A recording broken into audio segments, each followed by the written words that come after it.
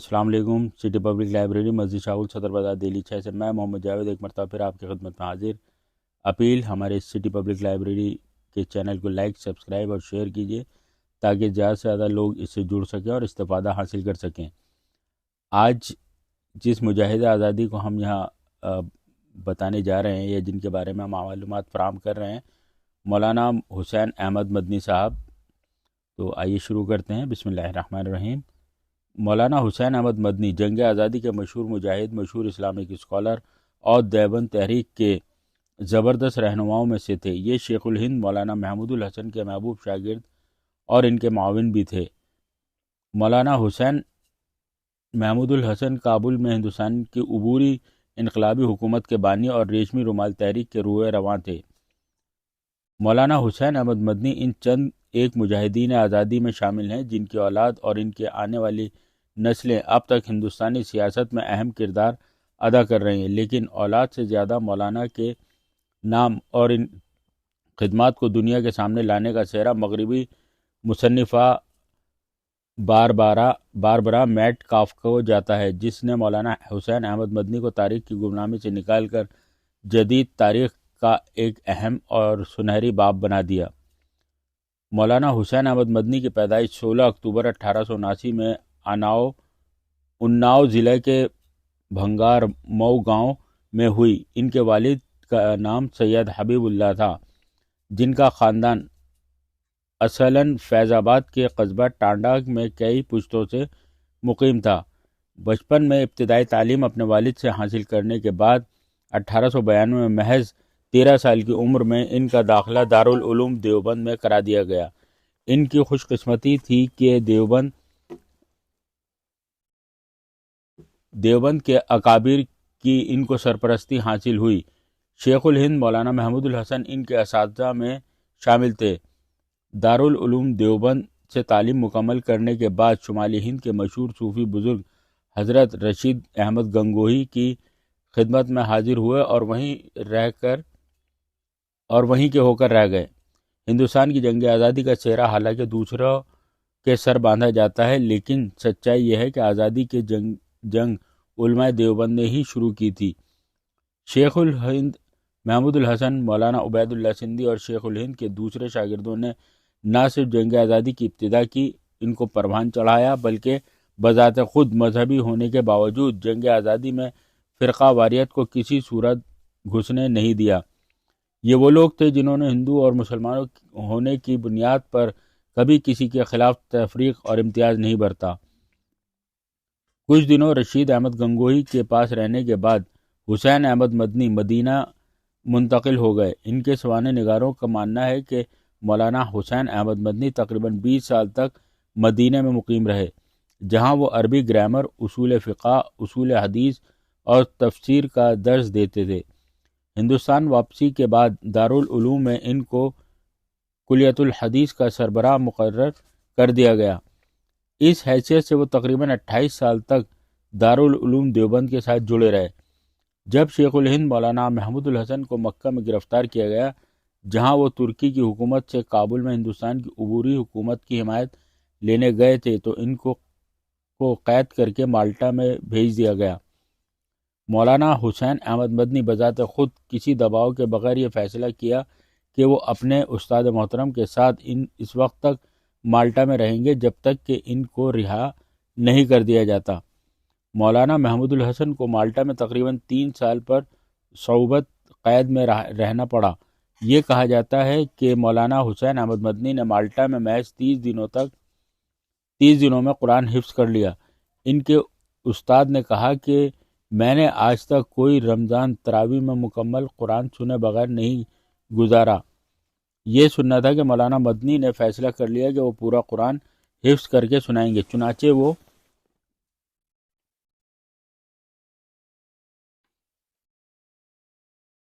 وہ رمضان کی صبح میں ایک پارہ قرآن یاد کرتے اور پھر رات میں تراویح میں سناتے۔ اس طرح 30 دنوں میں 30 پارے یاد کر کے تراویح میں اپنے استاد کو سنا دیے۔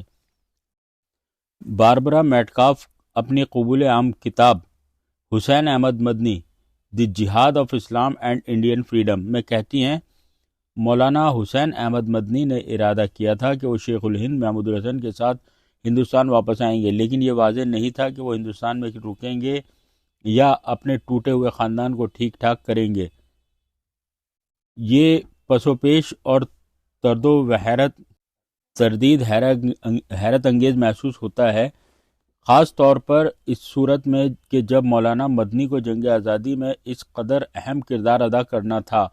اس میں شبہ نہیں کہ مالٹا میں برطانوی سامراج کے خلاف ان کو زبردست تحریک ملی اور وہ مدینہ یا کہیں اور بھی رہتے ہوئے یہ جدوجہد جاری رکھ سکتے تھے، لیکن دینی تعلیم اور اس کی ترویج اور اشاعت کی ان کے لیے سب سے اہم اہمیت کی حامل تھی۔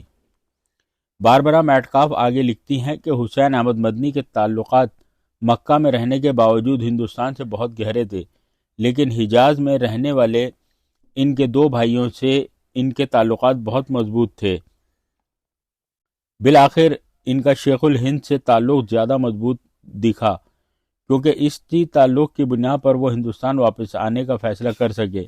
ہندوستان کے سفر کے دوران وہ اس بات کے لیے راضی ہو گئے کہ وہ حتمی طور پر یہاں منتقل ہو جائیں گے، کیونکہ ان کی باعزت استاد کا فرمان تھا کہ انہیں حدیث کی تشریح کا کام پورا کرنے میں حسین احمد مدنی کی ضرورت تھی۔ یہ تشریح شیخ الہند نے اس وقت لکھنی شروع کی جب وہ مالٹا میں برطانوی استعمار کے اسیر تھے۔ اپنے استاد کے مالٹا سے قید رہائی کے بعد حسین احمد مدنی ہندوستان واپس آئے اور پوری تندہی سے جنگ آزادی میں شامل ہو گئے۔ وہ جامعہ ملیہ اسلامیہ کی تاسیسی کمیٹی کے کارکن تھے، جس کی صدارت شیخ الہند حضرت مولانا محمود الحسن کے ہاتھوں میں تھی۔ اپنے استاد کے مانند ہی حسین احمد مدنی دو قومی نظریے کے بالکل مخالف تھے۔ دو قومی نظریے کی ان بزرگوں کے ذریعے مخالفت کی وجہ یہی تھی کہ یونائٹڈ پروونس یعنی یو پی اور بہار سے اکثر لوگوں نے پاکستان جانے سے صاف انکار کر دیا۔ کچھ عرصے کے بعد مولانا حسین احمد مدنی کو جمعیت العلماء ہند کا صدر بنایا گیا اور وہ اس عہدے پر 1957 میں اپنی آخری سانس تک فائز رہے۔ یہ بات بالکل واضح رہنی چاہیے کہ مولانا حسین احمد مدنی شیخ الاسلام کے مانند ہی دو قومی نظریے کی زبردست مخالف تھے، اور اسی لیے انہوں نے اور تمام علماء دیوبند نے شروع ہی سے مذہب کی بنیاد پر ملک کی تقسیم کی مخالفت کی۔ حسین احمد مدنی کا کہنا تھا کہ تقسیم غیر فطری ہے اور جلد یا بدیر یہ تقسیم ناکام ہو کر رہے گی۔ ان کا یہ بھی ماننا تھا کہ یہ غیر فطری تقسیم ہند و پاک کے اندرونی معاملات میں مغربی طاقتوں کی مداخلت کو جاری رکھنے کا ایک ذریعہ بھی ثابت ہوگی۔ در حقیقت یہ پوری طرح ثابت ہو چکا ہے کہ ان کی اس بارے میں رائے 100% درست تھی۔ باربرا میٹکاف اپنی کتاب کے تعارف میں لکھتی ہیں کہ مولانا مدنی کی برطانوی سامراج سے مخالفت خاص شکایتوں اور وجوہات کی بنا پر رہی، جن کی بنیاد سامراجی ناانصافی اور ظلم تھا۔ بعد میں انہوں نے پاکستان کی مخالفت بھی کی، کیونکہ ان کے نزدیک دو ممالک ایک مضبوط ملک کے برخلاف مغربی طاقتوں کو یہ موقع فراہم کرتے رہیں گے کہ وہ دونوں ممالک کے اندرونی معاملات میں مداخلت کرتے رہیں، اور سر جنگ کے درمیان پوری طرح ثابت ہو گیا کہ حسین احمد مدنی کس حد تک اپنی بات میں سچے تھے۔ ان کو اس بات کا پورا ادراک تھا کہ ملک کو ہند و پاک میں تقسیم کرنا غیر فطری ہے، کیونکہ مسلمان اور ہندوؤں کے سماجی اور معاشی تعلقات پورے ملک میں اندر تک پیوست ہیں۔ یہی حال ان علاقوں میں بھی تھا جہاں مسلمانوں کی مکمل اکثریت تھی۔ مولانا حسین احمد مدنی نے اپنے ایک مضمون میں جامع قومیت کے بارے میں لکھتے ہوئے فرمایا، تمام افراد اور اقوام جو ہندوستان میں رہتے ہیں ان میں بہت سی اقتدار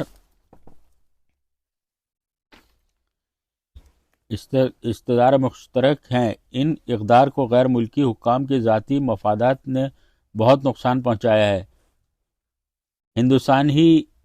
ہندوستانی ہی مسلسل پریشانیوں کا شکار ہیں، کیونکہ وہ اپنے مشترکہ مفادات کا بھلا بیٹھے ہیں۔ ان کو اپنے غصب شدہ حقوق کے بازیاب کرانے اور دوبارہ حاصل کرنے کے لیے جدوجہد کرنی ہوگی۔